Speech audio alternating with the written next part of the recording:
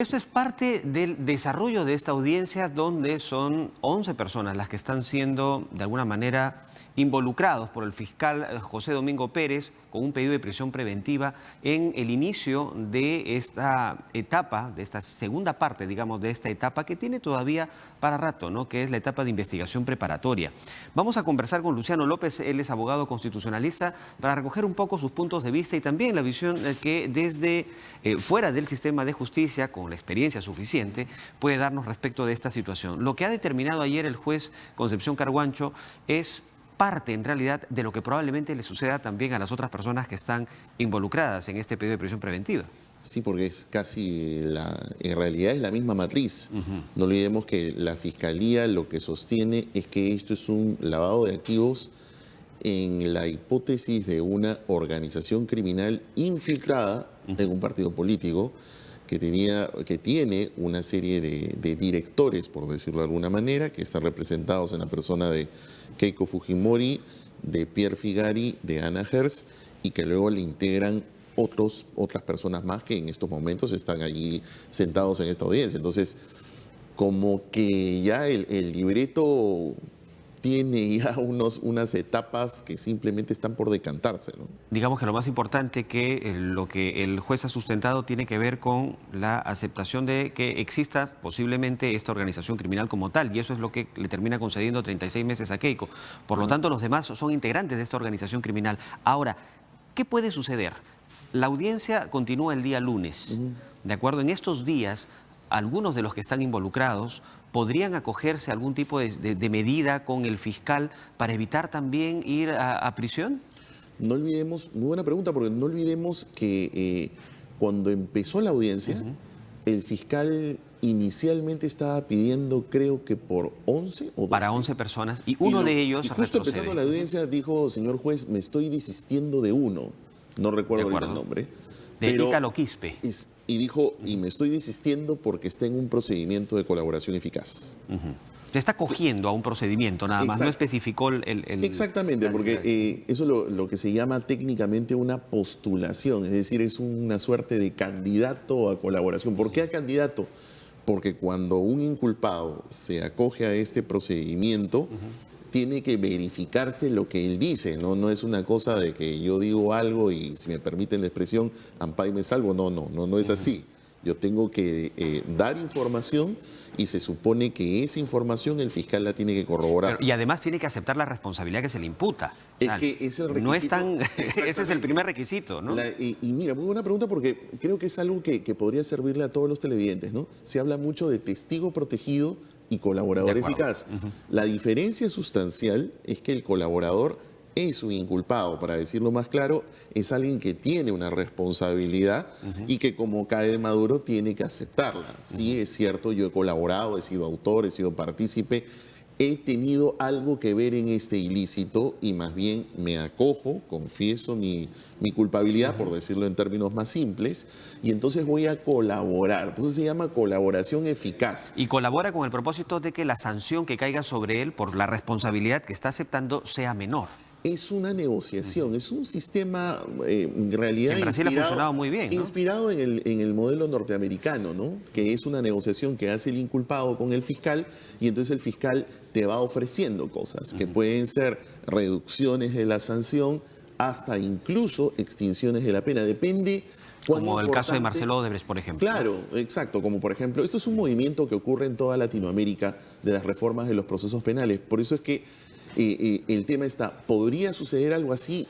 Indudablemente. Y aquí hay un dato muy importante. Recordemos que aquí ocurrió una detención preliminar en su momento. ¿De acuerdo? Una detención preliminar que fue anulada. ¿Cuál era el objetivo de la detención preliminar? Porque eso es lo que legalmente se conoce.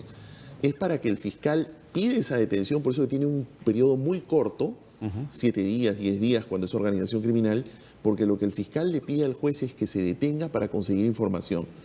No olvidemos que la mayoría de testigos protegidos y las incautaciones de documentos se han producido en el tiempo de la detención preliminar, lo cual significa entonces que al menos para el trabajo del fiscal fue eficaz. Y además, esas pruebas que han recogido terminan validando la colaboración que están haciendo tanto los testigos como los colaboradores. Es que así ha sido. ¿No? Y eso es lo que le ha dado la fuerza para que el juez tome esta decisión. Por supuesto. Ahora, Fuerza Popular está diciendo, varios congresistas de Fuerza Popular están diciendo que esto es en realidad un acto parcializado del juez en donde se convertiría a Keiko en la primera detenida política, la primera presa política al respecto. ¿Es tanto así?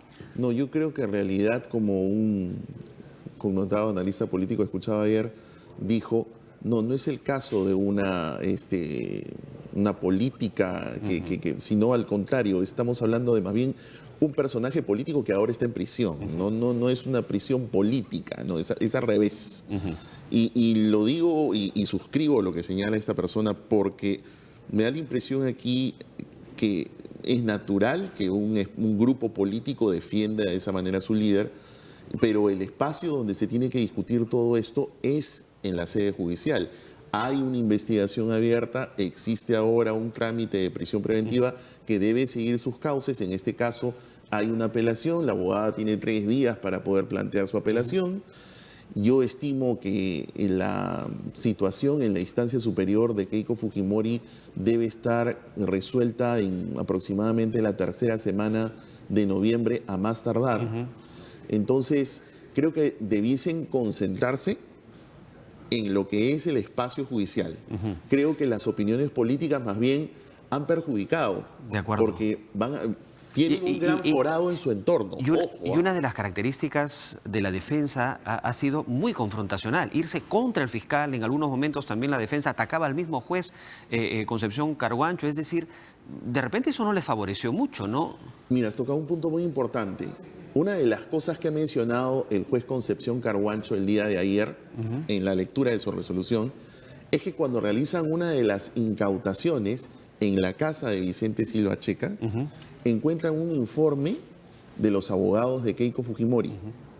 Y en el contenido del informe, una de las diversas estrategias, lo cual es natural que los abogados le informemos a nuestros clientes y establezcamos estrategias, pero hay una estrategia que creo que no les conviene nada. Una de las estrategias era dilatar el proceso. Y el juez, si prestamos atención a lo que ha señalado, claro que han sido varias horas, ¿no? Pero una de las partes que señala es que había una estrategia de dilación que se ha materializado en el proceso. Entonces, hay que tener muchísimo cuidado en el caso de la defensa en este tema, porque hay que actuar con pinzas. Ahora, ponerse en contra del... Bueno, se supone que el fiscal es la persona que te garantiza la legalidad. Entonces, si tú no tienes responsabilidad, se convierte en tu mejor aliado, porque es el que va a valorar los elementos que tú le das para librarte de una acusación. En teoría es así, sobre todo si es que además de ese informe de los abogados que hablan de estrategias dilatorias, le sumas que tienes el famoso chat de la botica, que señala justamente una estrategia en la que había que deslegitimar al fiscal, que es el investigador. Entonces, ese componente hace más bien que esa botica tenga un remedio demasiado tóxico. Entonces, creo que ya la situación en la que están ahora deben tratar de separar de manera muy fina lo que es naturalmente el espacio político de lo que es el espacio judicial, porque definitivamente esas estrategias no les han dado resultado. Quiero aprovechar tu especialidad.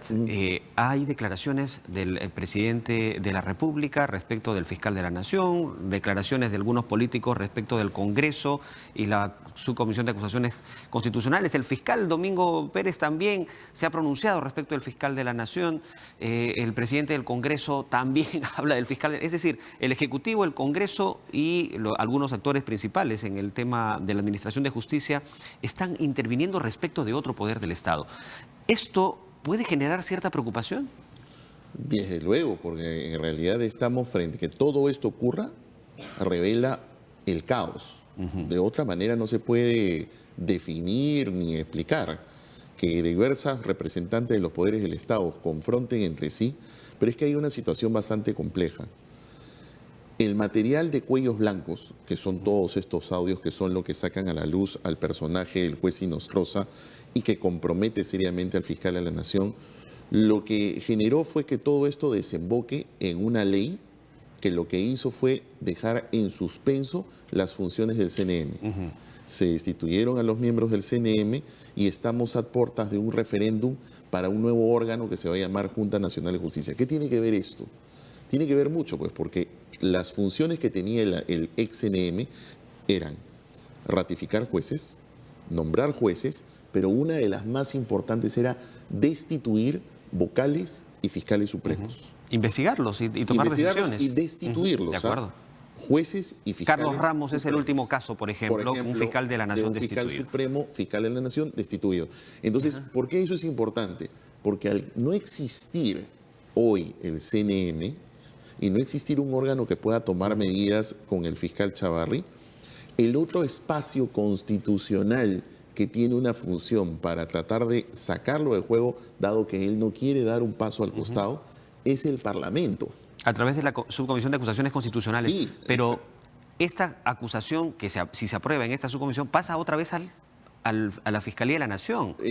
Depende. ¿O puede decidir su destitución directamente? Sí, es que depende. A ver, ¿en qué consiste el procedimiento parlamentario famoso de la denuncia constitucional? La denuncia constitucional puede ser por dos razones: por comisión de delito o por lo que se llama infracción constitucional. De acuerdo. Si es por comisión de delito, si se aprueba después del trámite parlamentario, se le pone a este funcionario, que le llamamos desaforado. Desaforado es quitarle la protección constitucional y ponerlo en la puerta de la Fiscalía para que siga su procedimiento judicial como cualquier mortal.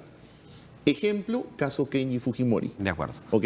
¿Y si es en el otro caso? Constitucional, el Congreso de la República tiene la potestad constitucional única de que él decide destituirlo y le aplica una sanción que va hasta los 10 años de inhabilitación.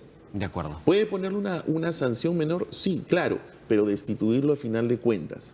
Y esa decisión no es revisable por nadie. ¿Qué es lo que ha pasado con César Inostroza? ¿Qué es lo que ha pasado con César Inostroza? Que ha tenido dos cosas: infracción constitucional y comisión de delito. Bien. Entonces, bueno, ese es un clarísimo, escenario. clarísimo. Y se tiene que aprobar en el Pleno, además. Exacto. Por eso es que ante la ausencia del CNM, todo está en las manos del Parlamento.